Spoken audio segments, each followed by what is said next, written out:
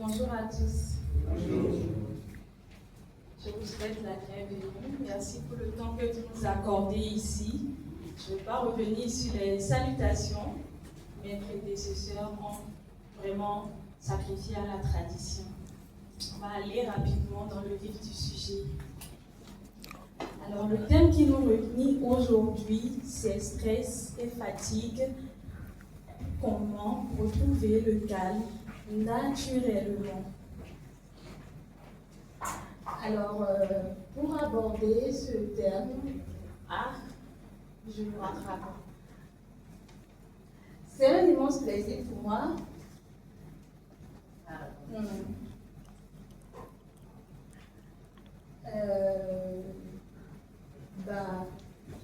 On va passer au diapo suivant. Alors, le thème d'aujourd'hui, c'est le stress et la fatigue.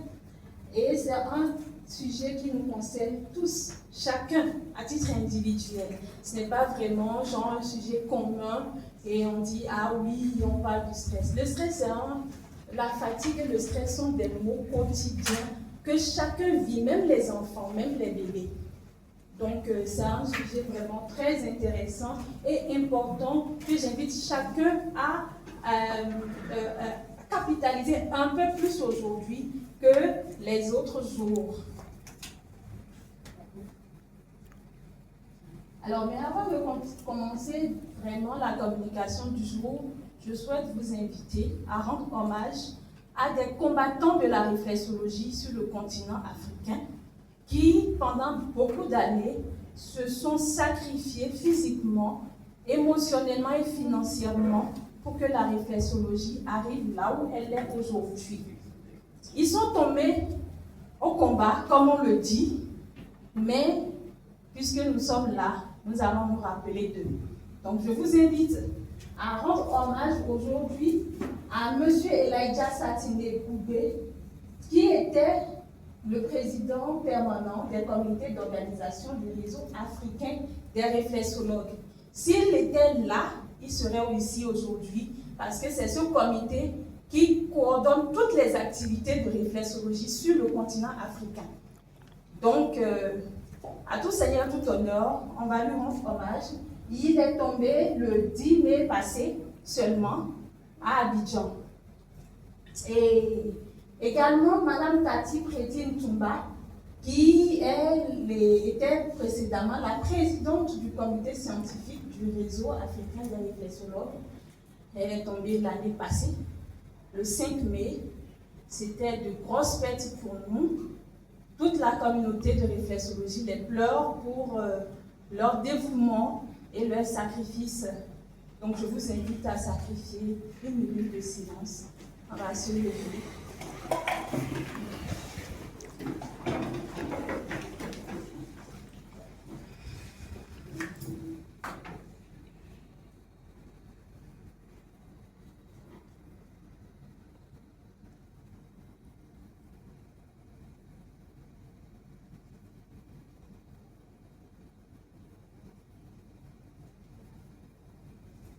Merci.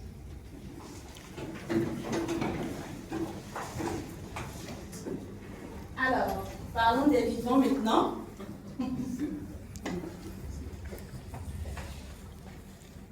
Voilà. Alors, stress et fatigue, comment retrouver le calme naturellement? Le réseau des réflexologues du Burkina Faso vous invite à suivre attentivement, apporter vos appréciations parce que je sais que vous en connaissez beaucoup.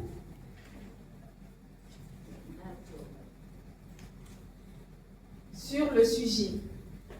Alors, quand nous parlons du stress, nous sommes dans une société appelée moderne, où constamment nous sommes sollicités par la responsabilité familiale, les exigences professionnelles.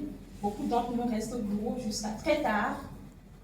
Les difficultés économiques, les embouteillages sont le calvaire quotidien de tout un chacun. Les écrans, ça c'est une autre situation quotidienne. Tout le monde est dans son écran, même à la table à manger.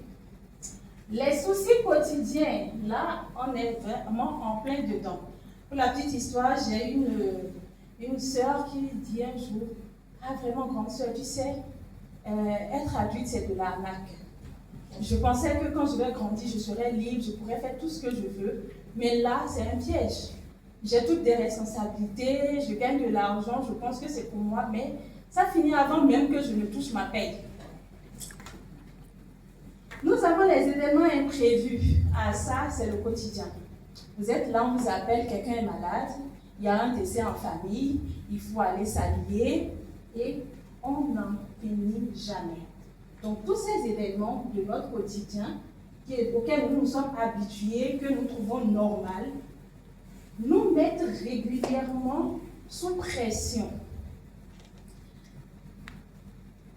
Donc, nous avons parfois l'impression de vivre sans jamais véritablement nous reposer. Nombreux sont ceux qui se réveillent le matin encore fatigués, alors que notre corps a été fait de telle façon que il a en lui-même cette capacité naturelle d'autorégularisation. Donc, si on lui donne les conditions normales de repos et de récupération, normalement, nous n'avons besoin de rien pour bien nous porter et bien récupérer de nos journées. Il récupère tout seul et progressivement, ce qui installe l'équilibre naturel dans notre corps. Donc, c'est précisément comment faire pour avoir cette capacité d'autorégulation naturelle que nous voulons voir et décortiquer ce soir.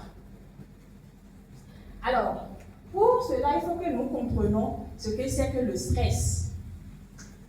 Le stress est une réaction naturelle de notre organisme face à une situation perçue comme difficile ou menaçante.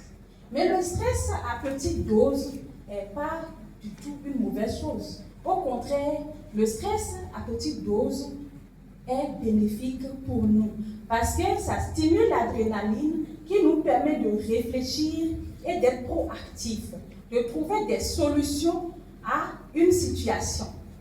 Donc, quand vous êtes acculé, rapidement vous réfléchissez, vous avez une situation, peut-être dans l'embouteillage, il y a un raccourci par ici, et puis vous bifurquez rapidement pour arriver à l'heure, à votre rendez-vous.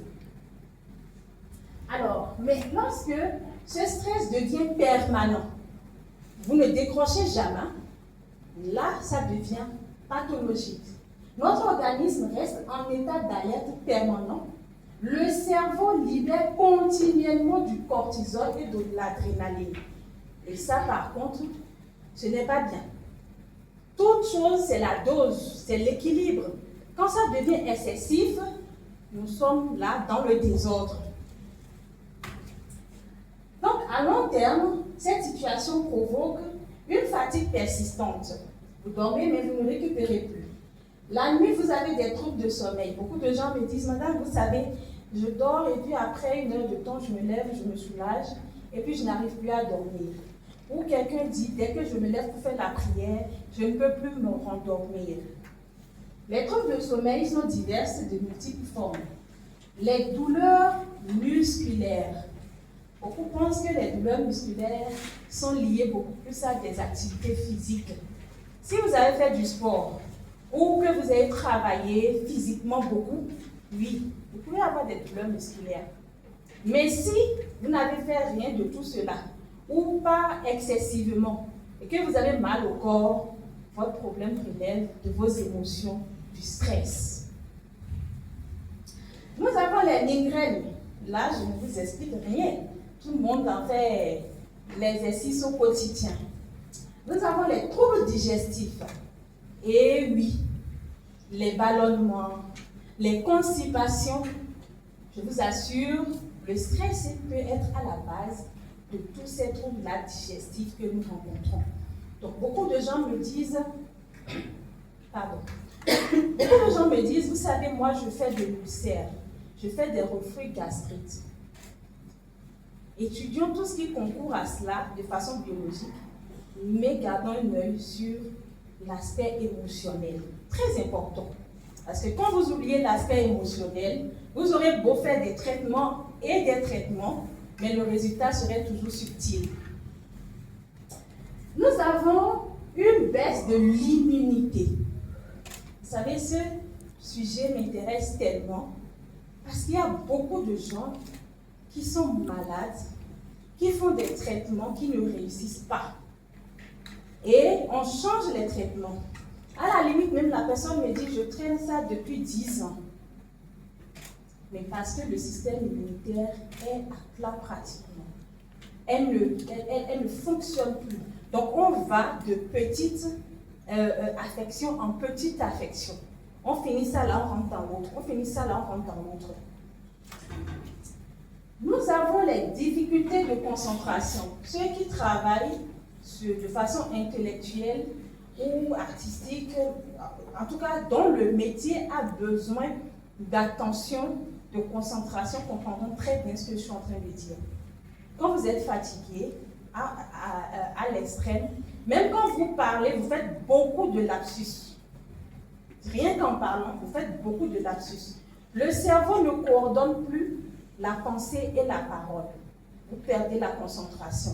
C'est pour ça que vos enfants, nos enfants, nous devons les inciter à gérer positivement le stress et à se reposer surtout beaucoup s'ils étudient. Si mon enfant aura beaucoup étudié, mais le résultat sera médiocre. Et pour finir, au titre des situations que le stress provoque, nous avons l'irritabilité et l'anxiété. Vous savez, vous allez rencontrer des personnes, ils sont énervés naturellement. Vous connaissez les candidats, ils sont énervés naturellement. Ou bien à partir d'un moment seulement, là, ils deviennent naturellement irrités. Mais même chose, blague même que vous faisiez avant qu'ils aimaient là. Il ne faut même pas oser commencer. Ils sont fâchés déjà. Ah non, non, non, je n'aime pas ça. C'est le stress. C'est le stress à l'extrême qui n'est pas géré, qui n'est pas pris en charge convenablement. Donc, le stress chronique est aujourd'hui reconnu comme un facteur aggravant de nombreuses maladies. Je ne vais pas rentrer dans les détails des maladies parce que nous ne sommes pas là aujourd'hui pour nous inquiéter, mais pour nous apaiser.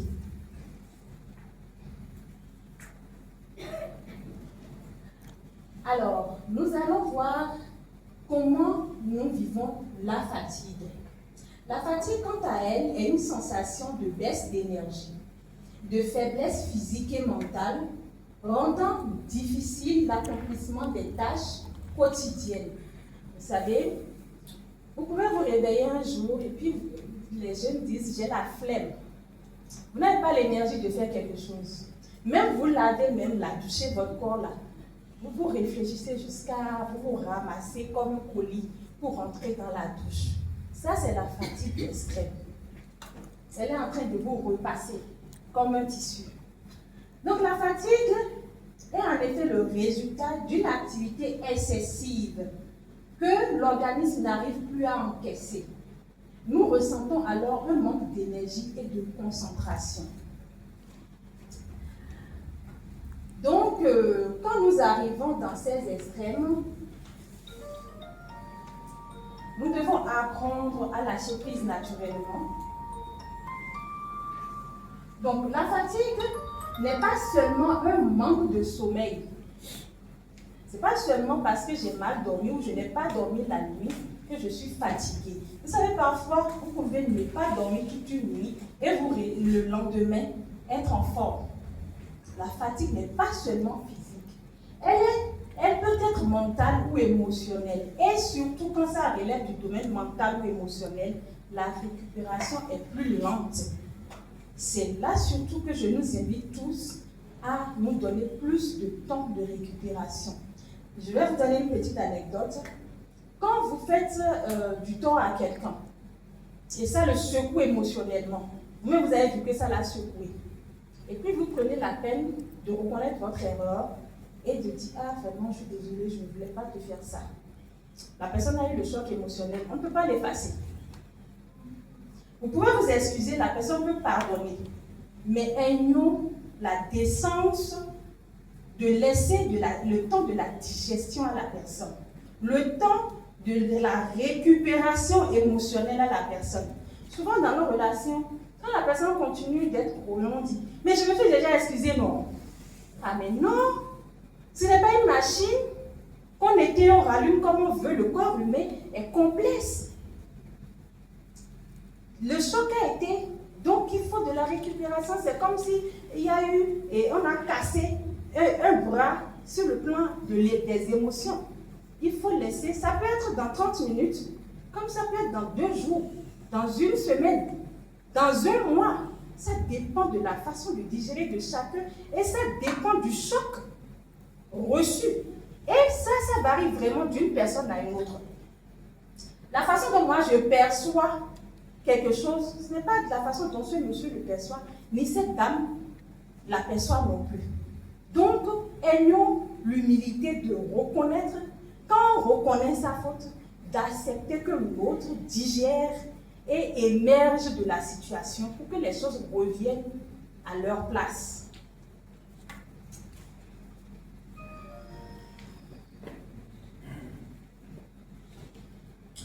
On peut passer au diapo suivant.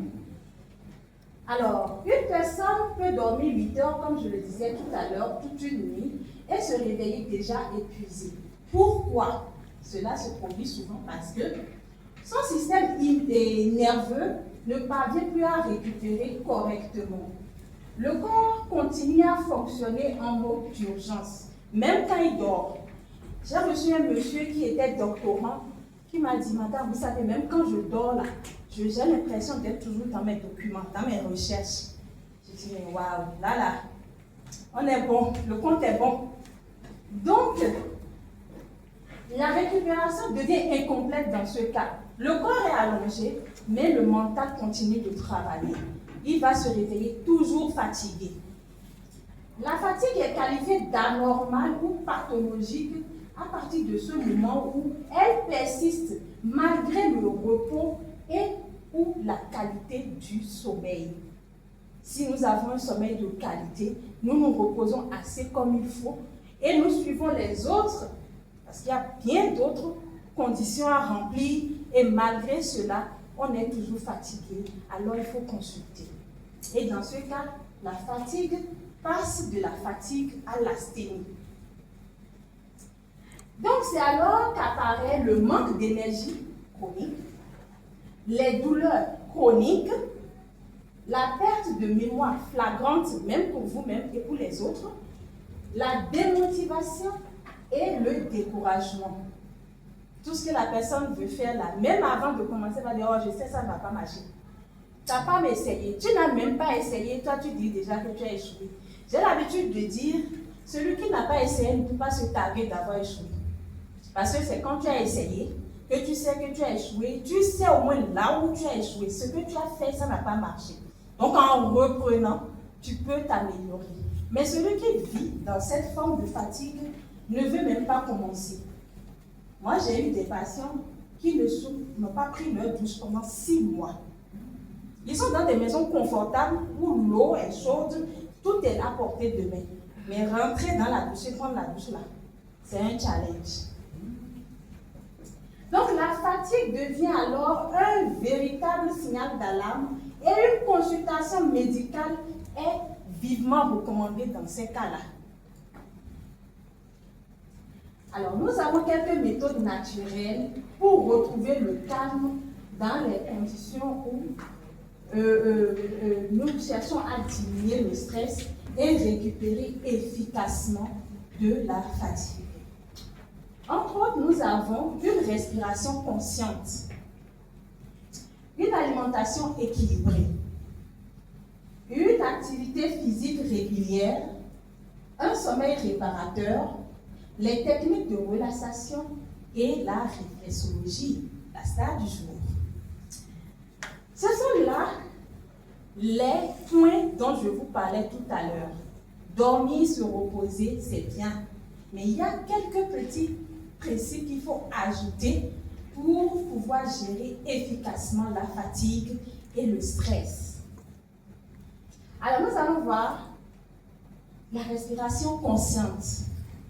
La respiration consciente, c'est celle-là qu'on fait, comme ça se dit, respirer de façon consciente. Là, on est tous là, on respire. Mais si je palpe chacun, je suis sûre que j'aurai à peine un ou deux qui respirent correctement. Souvent, on est là à respirer. Le diaphragme ne descend pas. Le diaphragme ne descend pas. Les gens respirent. Parce que la plupart des gens sont dans le stress continu. C'est une réaction automatique. C'est le système nerveux autonome qui prend le relais. Quand vous êtes dans une situation de stress, ça peut être une peur, ça peut être une colère, ça peut être une jalousie, ça peut être une envie, ça peut être même, genre, j'ai envie de... Voilà. Moi, par exemple, je peux avoir envie de Coca-Cola parce que quand j'étais plus jeune, j'aimais bien cette boisson-là, ce soda. Mais depuis un certain nombre d'années, j'ai supprimé ça de mon alimentation. Donc, quand je suis là et puis j'en ai envie, parce que c'est toujours à la maison, parce que quand on achète certaines choses, ils ajoutent. Des personnes me voient, c'est un paquet, je donne parfois. Je vois ça et j'en ai envie, je me retiens. Donc, moi-même, je vois que je stresse. Vous voyez un peu? Donc là, je bois un verre d'eau, je m'assieds, je respire. Je respire. Et puis ça descend tranquillement, je continue ma journée. C'est ça la respiration consciente. Mais quand vous n'avez pas pris conscience que vous êtes en train de mal respirer, vous continuez votre journée dans ça.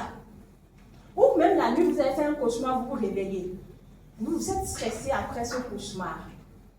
Est-ce que vous avez vu dans votre rêve, vous êtes stressé? Vous êtes réveillé en sursaut. Vous devez respirer. Après cette respiration, votre corps reprend un rythme normal. Sinon, vous vous endormez dans ce stress. Et le matin, vous vous réveillez avec des courbatures. Alors, la respiration consciente, ça se pratique, il y a plusieurs formes, mais j'en ai mis une là, l'exercice pratique.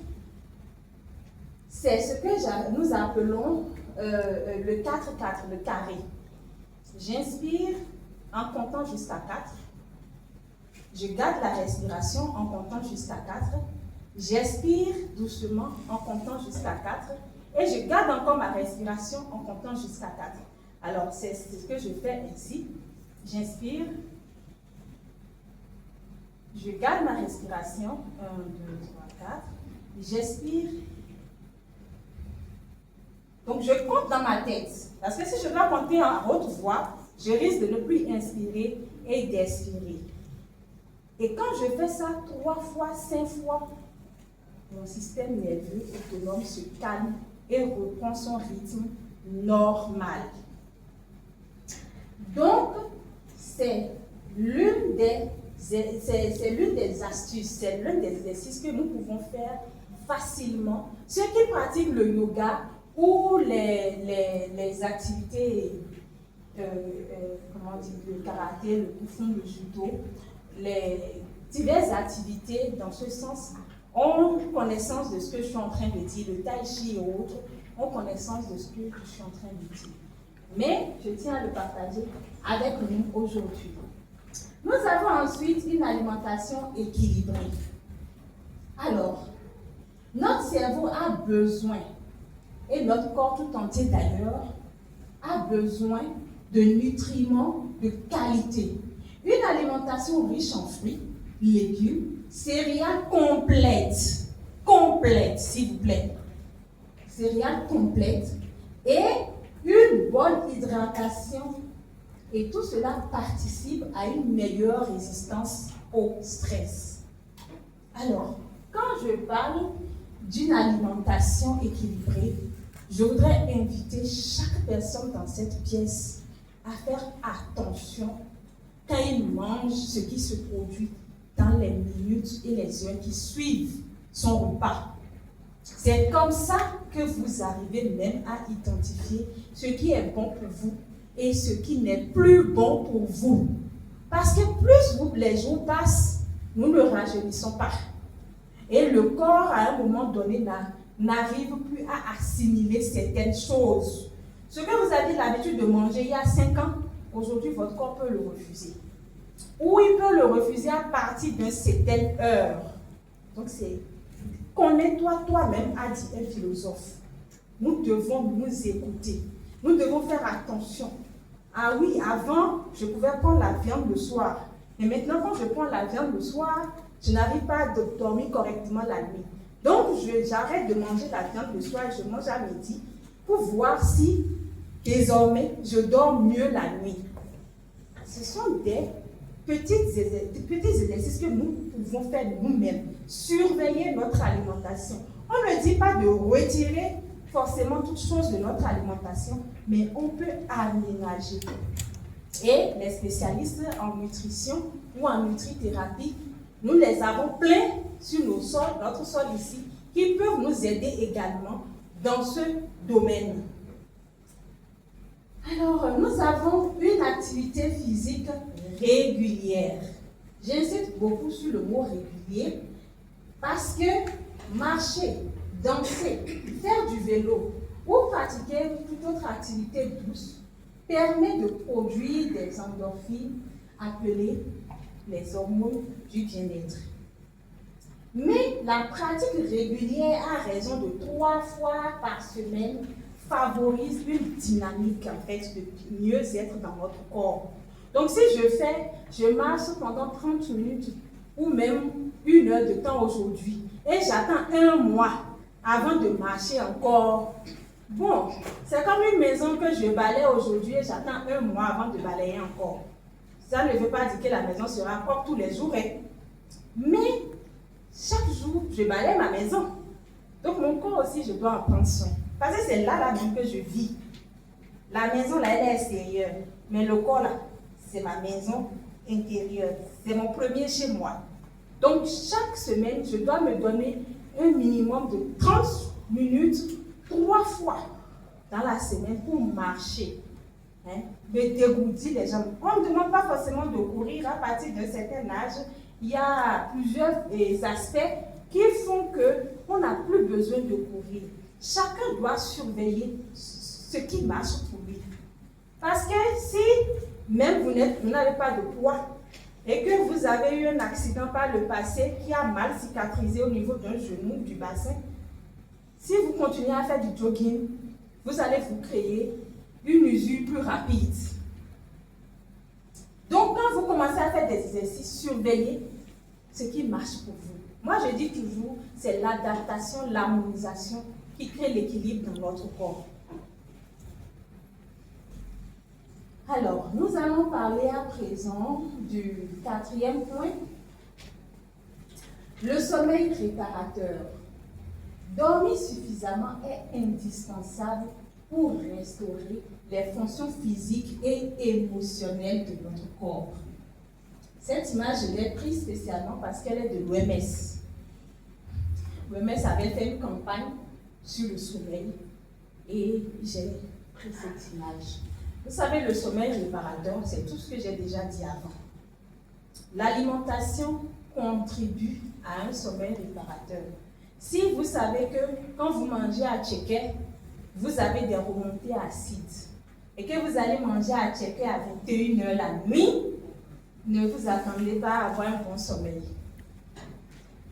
Si vous savez que quand vous prenez de l'huile, un repas très huilé, vous avez un inconfort et que vous prenez la sauce arachide la nuit, ne vous attendez pas à avoir un bon sommeil. Ne vous attendez pas à avoir un sommeil réparateur. Donc, notre alimentation contribue déjà fondamentalement, même à avoir un bon sommeil la nuit. Tout ce que j'ai cité sont liés. Ce sont les éléments d'une même chaîne. Tout ça contribue au mieux-être de la personne. J'aime souvent parler de mieux-être parce que tant que nous sommes debout, on a un bien-être apparent. Mais le mieux-être, c'est de travailler et perfectionner ce bien-être apparent que nous avons pour éviter, prévenir les dérives. S'il vous plaît. Alors, nous avons les techniques de relaxation. Les techniques de relaxation, nous en avons plusieurs, comme la méditation. Beaucoup de gens pratiquent la méditation. Nous avons la sophrologie. Nous avons le yoga, la cohérence cardiaque et les exercices de pleine conscience. Tout cela favorise un retour au calme. Si vous êtes dans une situation stressante au bureau, vous pouvez faire un break, fermer votre ordinateur et pratiquer une petite séance de méditation, 5-10 minutes. Ça vous met déjà le système nerveux au calme. Vous revenez plus frais et vous allez voir que vous aurez de belles idées pour continuer. Mais si vous persistez dans votre dossier, rien de bon même ne sort. Vous travaillez, vous produisez un long document, ou bien vous allez au marché, vous achetez des choses, et demain vous vous regardez et dites, c'est moi j'ai fait ça, parce que vous n'étiez pas dans une bonne dynamique. Si vous êtes une femme et que vous êtes stressée, anxieuse, vous faites la cuisine là, s'il n'y a pas trop de sel, il y a trop de piment, ou bien vous mettez trop de poivre ou d'ail, il y a toujours quelque chose qui déborde ou ça manque. C'est pas doux. Donc, avec tout ceci, nous arrivons finalement à la réflexologie, qui est une méthode naturelle au service de l'équilibre de notre corps. La réflexologie, parmi toutes les approches naturelles, occupe une place particulière. Pourquoi? Parce qu'elle agit simultanément sur le corps, le système nerveux et les émotions. Tout à l'heure, j'ai parlé de chaque chose, mais c'est toujours sur un volet.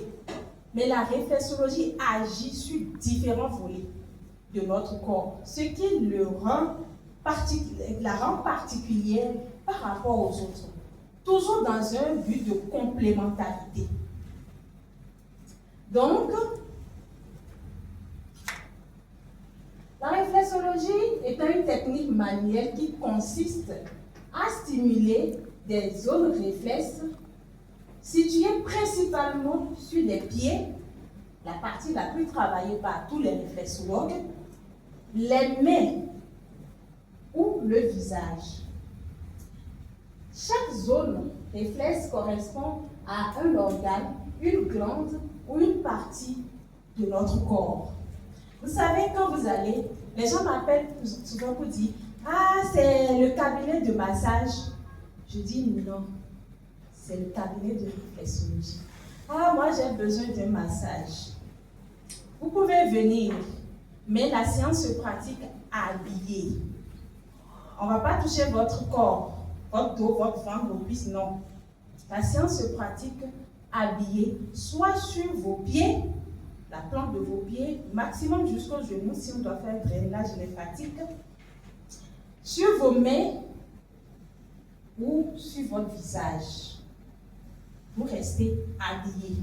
Ah, moi je voulais qu'on me touche, je dis, c'est pas. Vous pouvez voir les maisons de spa, vous pouvez avoir votre bonheur. Donc la réflexologie fait partie des thérapies alternatives de régularisation de l'organisme. Elle est très éloignée du massage. L'organisme, dans la réflexologie, mobilise les capacités propres à elle-même d'autorégulation. La réflexologie ne remplace pas un traitement médical lorsque celui-ci est nécessaire. La réflexologie constitue un accompagnement complémentaire visant à favoriser la détente, améliorer le confort et le soutien du mieux-être général de notre corps.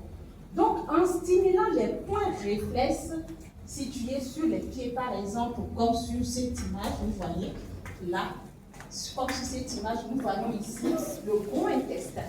Donc, quelqu'un qui n'arrive pas à se soulager correctement, le réflexologue va travailler ce point pour permettre à l'aider, à aider son corps à réaliser les spasmes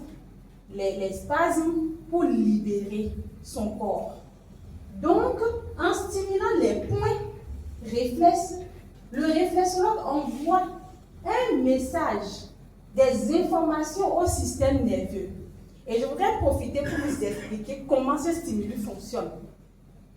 Je voudrais vous rappeler, voilà, je tiens ce micro dans ma main. Je sens que c'est du plastique. Mais cette sensation, ceux qui ont fait la médecine savent que ce n'est pas le système nerveux que ça se réalise. Le message passe dans mes nerfs, par la main. Le contact envoie un influx nerveux dans ma colonne vertébrale, la moelle épinière. Et cela passe. Et le premier message me dit, il y a quelque chose dans ta main. Le deuxième message, c'est le cerveau qui l'envoie. Parce que la moelle épinière est communiquée au cerveau par l'encéphale qui est là. Donc ça montre au cerveau et le cerveau traite l'information au vu de toutes les informations qu'elle a collectées depuis que vous êtes déjà né. Donc là, le cerveau dit, ah, cet objet est froid, c'est chaud, c'est piquant. Donc, c'est le système nerveux qui réagit et je sais que ah, c'est trop chaud, j'enlève ma main. Si c'était une tasse de thé chaude. C'est ce système que la réflexologie utilise. En stimulant, par exemple, le bout de l'orteil là, le réflexologue envoie un message au nerf de la tête pour le décongestionner dans son travail excessif qui fait que la personne a les maux de tête. La personne n'arrive pas à lâcher prise sur ses pensées.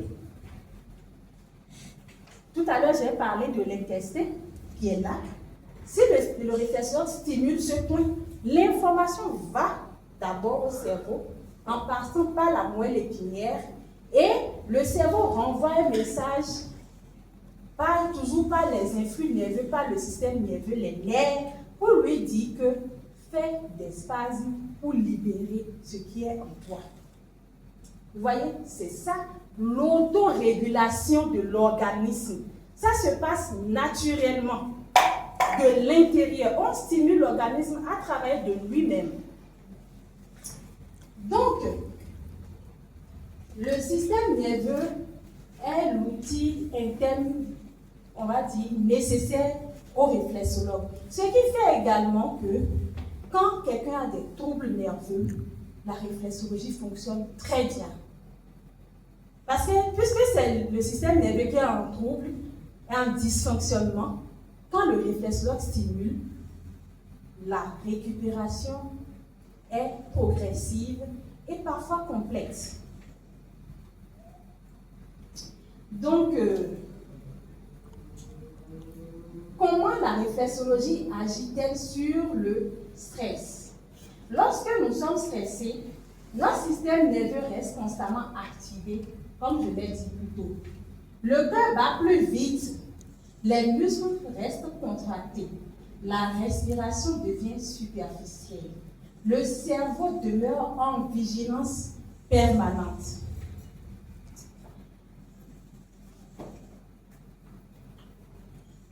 Donc, pendant une séance de réflexologie, l'organisme entre progressivement dans un état de relaxation profonde.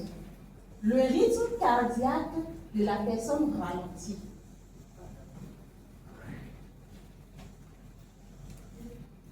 La respiration devient plus régulière, les tensions diminuent, le cerveau reçoit un message de sécurité. Et ce message de sécurité permet au cerveau, au système nerveux, de reprendre progressivement le dessus sur l'automatisme que lui imposait le corps. Alors, parlons des bienfaits de la réflexologie sur le stress.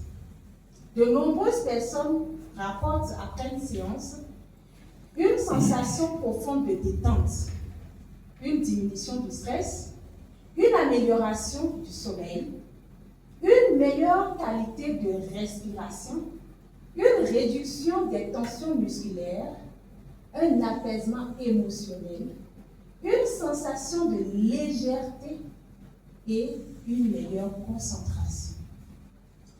Lorsque les séances sont régulières, elles peuvent contribuer à mieux gérer les périodes de pression et améliorer la qualité de vie. La fatigue, quant à elle, nous avons dit tout à l'heure qu'elle est liée souvent à un déséquilibre général de l'organisme. La réflexologie aide notamment à favoriser, dans le cadre de la fatigue, une meilleure circulation sanguine et lymphatique, soutenir les mécanismes naturels de récupération, améliorer la qualité du sommeil, réduire les tensions accumulées, favoriser une meilleure oxygénation des tissus et procurer une sensation durable de vitalité.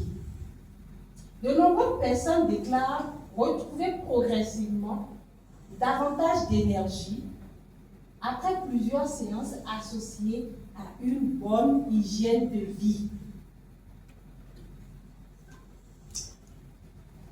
S'il vous plaît. Alors, il y a une branche de la réflexologie assez spéciale que nous appelons la réflexologie émotionnelle.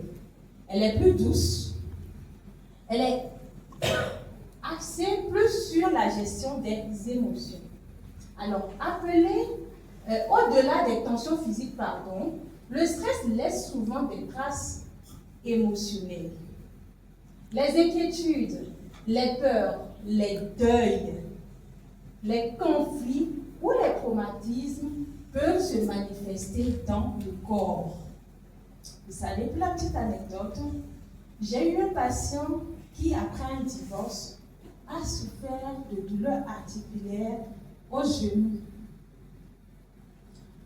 Les examens ne révèlent rien. Fait les séances de kiné, plusieurs choses, toujours rien. Donc, les comprimés antidouleurs sont devenus son quotidien. Pratiquement, quelqu'un l'a référé à moi, il est venu me voir. Et dans l'entretien initial, j'ai senti une telle dépression profonde dans son expression. Pourtant, c'est un cadre qui se tient droit, qui parle, mais c'est un homme quand même, qui s'assume. Mais derrière ces propos, je sentais une lassitude et une dépression très profonde. Son divorce faisait déjà 3 ans.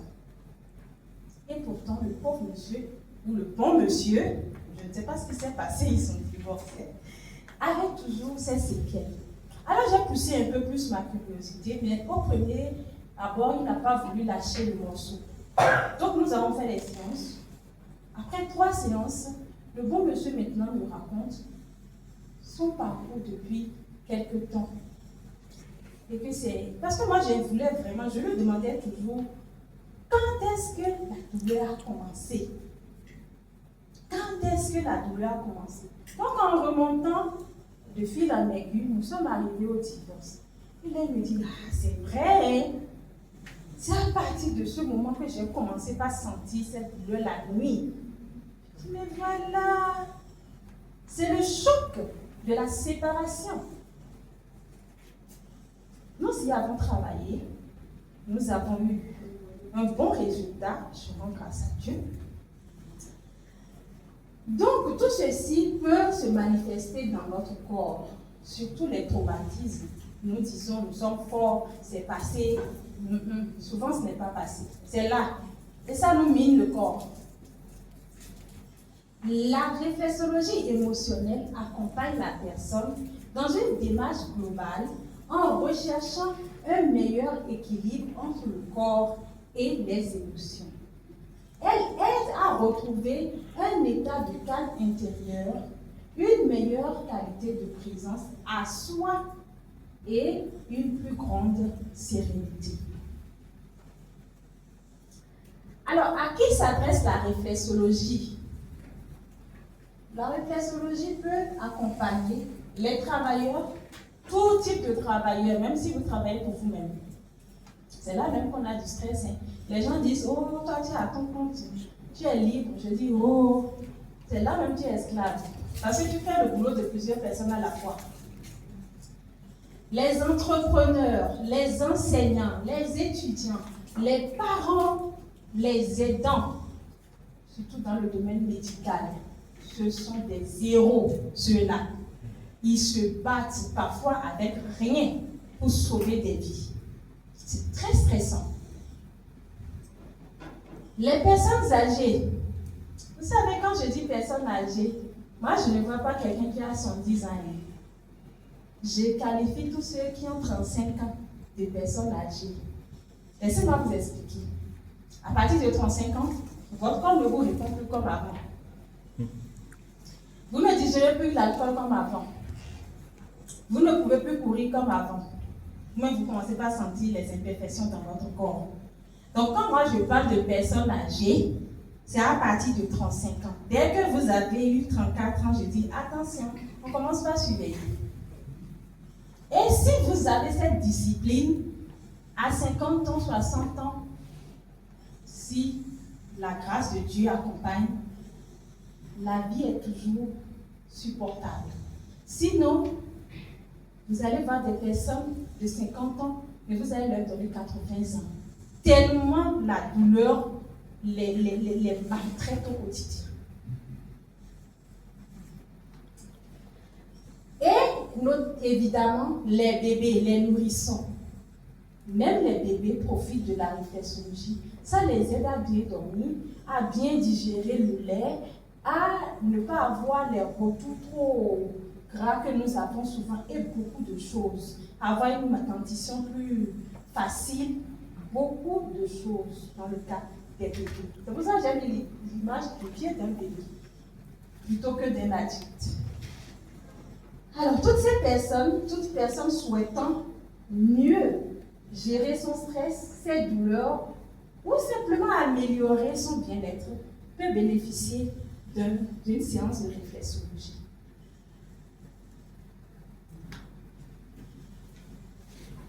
Alors, voici quelques habitudes simples au quotidien pour prévenir le stress, en plus de la réflexologie. Je nous propose d'accorder quelques minutes de respiration chaque jour, marcher régulièrement, limiter les écrans, surtout avant de se coucher. Limiter surtout les écrans. Il est recommandé de se déconnecter de tout type d'écran, téléphone, tablette, ordinateur, télévision, tout type d'écran, 2 heures de temps avant d'aller au lit. Ça perturbe également le sommeil, vous savez. Ça perturbe le système nerveux, de sorte que quand vous fermez les yeux, vous n'arrivez pas à dormir. Mais tout le monde a son téléphone dans le lit. C'est marrant, hein? Tout le monde a son téléphone dans le lit. Et les gens sont étonnés de remarquer qu'il donne mal. C'est marrant. Et c'est ce qui me sidère le plus, c'est le fait que les parents donnent le téléphone aux enfants. Le téléphone aux enfants parce qu'ils ont besoin de faire d'autres choses. On donne un téléphone à l'enfant pour regarder des choses ou jouer. Non. Je suis désolée, mais c'est une très mauvaise habitude que nous avons prise dans notre société dite moderne. Ça détruit le système nerveux et les neurones de l'enfant. Il y a beaucoup de médecins aujourd'hui, des psychologues qui travaillent contre ce fait, surtout au niveau des enfants. Donc, si vous avez des enfants dans votre entourage, militez à partir d'aujourd'hui à ne pas leur donner le téléphone, même s'ils pleurent. Nous, on n'a pas eu le téléphone, mais on est vivant. Et les pleurs, comme le disent ma grand-mère, ça solidifie l'enfant. Alors, s'il vous plaît, on peut revenir en arrière. Merci. Hydratez-vous suffisamment. Alors, quand je dis hydratez-vous suffisamment, les gens me disent, mais moi, je bois 3 litres d'eau. Hein. Vous savez, chacun a sa tolérance, a son système hydraulique. Si vous ne savez pas comment faire, consultez un spécialiste dans le domaine ou votre médecin. Mais apprenez à vous hydrater correctement par rapport à votre âge, à votre poids, à vos antécédents de santé et à votre climat. Tout ça contribue à l'hydratation. Celui qui vit dans une température de 41 degrés, son hydratation n'est pas forcément celui qui vit dans une température de 10 degrés. Donc quand on me dit qu'un adulte doit boire 1,5 litre d'eau par jour, Je dis ça, c'est ce qui est universel, mais adapté à vos conditions, à votre âge. Si vous avez déjà un sommeil difficile et que la nuit, parce que vous êtes au bureau, vous ne voulez pas aller dans les toilettes publiques, vous ne buvez pas du tout de l'eau ou de petites quantités. Et quand vous rentrez déjà, votre vessie est pleine, vous courez, vous faites un rallye pour aller libérer. Et le soir maintenant, vous buvez tout un bidon d'1 litre d'eau. La nuit, vous allez beaucoup vous réveiller. Votre sommeil serait très perturbé. Donc, ce sont des réalités en fait du quotidien que je rencontre avec mes clients au quotidien, que je partage avec vous. Et je suis sûre que beaucoup de gens vivent aussi ces réalités. Essayons de corriger ces choses. L'eau se boit en petite quantité et l'eau se salive dans la bouche. On ne boit pas l'eau glou glou glou glou, on boit à petite quantité pour que la salive s'en mêle pour faciliter l'absorption au niveau digestif. Sinon, ça va passer, vous allez faire pipi, mais ça n'a pas hydraté votre corps convenablement. Donc, si vous ne savez pas comment faire, consultez des spécialistes dans le domaine et demandez des conseils pour qu'ils vous orientent convenablement par rapport à vous, votre particularité. Moi, j'aime souvent dire aux gens, nous ressemblons, mais nous sommes particuliers. Chacun est unique. Nous sommes des pièces uniques. On a l'air d'être ensemble, mais ce sont des pièces. Ce n'est même pas des pièces limitées. Nous sommes tous des pièces uniques. Ce qui marche pour X ne marchera pas forcément pour Y. Peut-être qu'il faut ajuster un peu. Alors, prenez de véritables pauses dans le quotidien. Même si vous avez beaucoup de responsabilités, des pauses où vous restez tranquille, même si c'est 1 minute, à ne rien faire, à ne pas réfléchir. Parce que quand les gens sont tranquilles, là, ils réfléchissent. Je sais, il y a beaucoup de choses à faire, mais déconnectez vraiment de temps en temps et prenez plusieurs pauses dans la journée, vraiment pour laisser un petit répit à l'organisme. Toute machine utilisée à l'esprit s'use rapidement.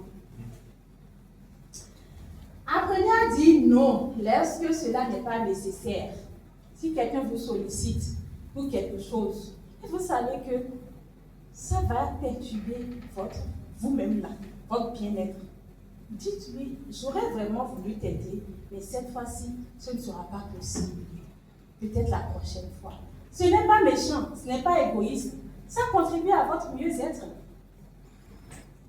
Entretenez des relations positives. Vous savez, les relations toxiques, les amitiés toxiques, les fraternités toxiques. Apprenons à nous en départir. La famille, on ne la choisit pas, mais on peut décider de comment on vit avec. Je passe directement sur la famille parce que c'est le point le plus difficile. Les amis, on peut s'en séparer, mais la famille, c'est difficile. On ne peut pas s'en séparer comme ça. Mais on peut décider de comment on vit avec, sans que cela ne nous intoxique. Si je gagne un salaire de 100 000 et que je dois tout le temps donner 10 000 à X, 20 000 à Y à la fin de chaque mois, ça fait déjà 30 000 de moins. Dans 70 000, comment je peux m'envoyer? Comment je prends soin de ma famille? Oui, c'est ma famille, mais ils ont aussi des pieds et des mains. Je ne vous dis pas de ne pas soutenir. Je suis désolée, ce sont des points que j'aime aborder dans ces genres d'entretien parce que nous prenons certaines responsabilités qui même parfois ne sont pas les nôtres. Ce ne sont pas nos responsabilités. Tu as un frère, tu l'as aidé déjà, il est devenu adulte, il a 20 ans. Il est à la maison, mais il ne travaille pas parce qu'il a étudié, il a fait je ne sais quoi. Et dans ce domaine, il n'a pas d'emploi. Il n'a qu'à sortir jobber. Il dort déjà chez toi gratuitement, il ne paie pas le bail. Mais il peut jobber pour subvenir à ses petits besoins. Mais non, il est là, toi tu le nourris, tu le loges. Et pour ses petits besoins, c'est toi qui lui donnes encore l'argent, quand même. Je ne sais pas si vous comprenez ce que je suis en train de dire. Mais c'est important. Alors, faites-vous accompagner. Je répète, faites-vous accompagner lorsque vous sentez que la charge devient trop importante. Demandez de l'aide. Vous savez, quand vous demandez à quelqu'un est-ce que ça va, il vous dira toujours ça va. Mais quand vous dites ça va, et qu'à l'intérieur vous-même vous savez que ça ne va pas, demandez de l'aide. Si vous pensez que si vous en parlez à votre famille, à votre mari, votre femme ou vos frères et sœurs, ça va devenir un sujet de discussion, il y a les psychologues. Vous savez, le psychologue, ce n'est pas celui qui traite les fous. Je suis désolée, hein, mais en Afrique, nous, on pense que le psychologue, c'est celui qui traite les fous. Nous sommes un peu tous fous d'abord.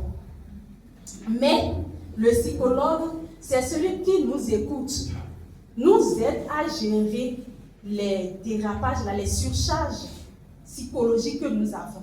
C'est tout. C'est le psychanalyste ou le psychiatre. Ce sont ceux-là qui s'occupent vraiment des troubles avérés.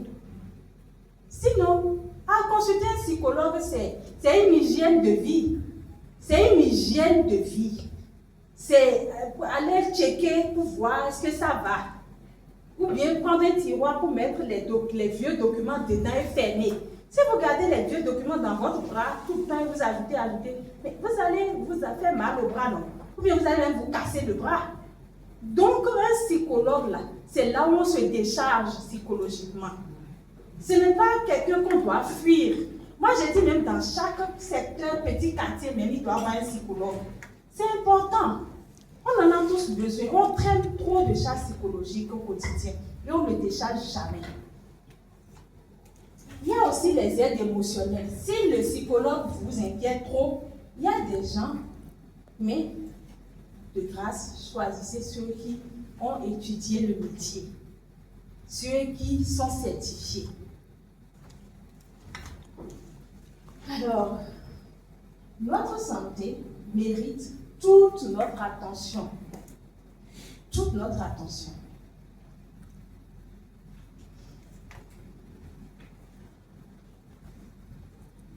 En résumé, si je dois résumer tout ce que je viens de dire, c'est que le stress n'est pas une fatalité. La fatigue n'est pas toujours une faiblesse. Ce sont juste des messages que notre corps nous adresse. Et je nous invite à les écouter.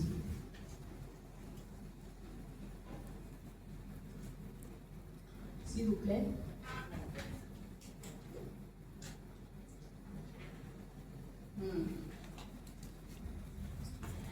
Les méthodes naturelles ne prétendent pas tout guérir, mais elles peuvent jouer un rôle précieux dans la prévention, la gestion du stress et l'amélioration du bien-être. La réflexologie s'inscrit pleinement dans cette démarche, en favorisant la relaxation, en soutenant le mécanisme naturel d'équilibre de l'organisme à divers niveaux et en aidant chacun à retrouver un meilleur confort de vie. La réflexologie constitue un accompagnement apprécié de nombreuses personnes. Au nom du réseau des réflexologues du Burkina Faso et en mon nom propre, je vous invite à découvrir cette pratique qu'est la réflexologie, à vous informer auprès des professionnels qualifiés et à intégrer des habitudes de vie favorables à votre santé. J'espère de tout cœur que vous devenez dès aujourd'hui un ambassadeur de la réflexologie. Avant de vous remercier, ne m'acclamez pas encore, j'aimerais demander à chacun de faire une chose pour la réflexologie. Sortez vos téléphones s'il vous plaît. Ouvrez votre connexion. Allez sur Facebook pour ceux qui ont Facebook. Et cherchez un réseau des réflexologues du Burkina Faso. Ceux qui ont vu l'affiche de l'activité vont voir l'affiche sur la page.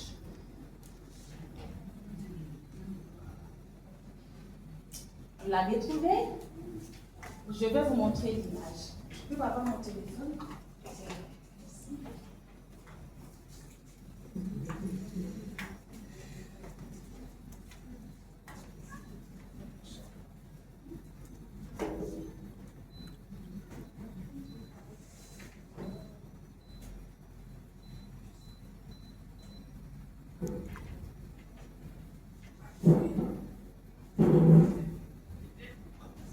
C'est bon, vous l'avez trouvé? Quelqu'un a trouvé avant moi? Oui.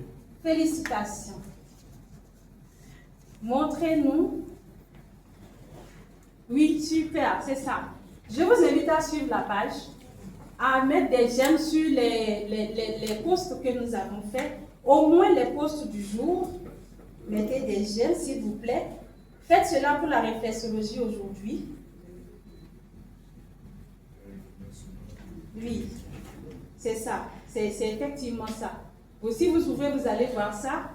Et c'est ça. C'est ce que vous allez voir. Merci beaucoup à tous ceux qui se sont abonnés à la page. Merci des j'aime sur nos posts et de suivre nos activités. Tout à l'heure, je parlais d'être ambassadeur de la réflexologie.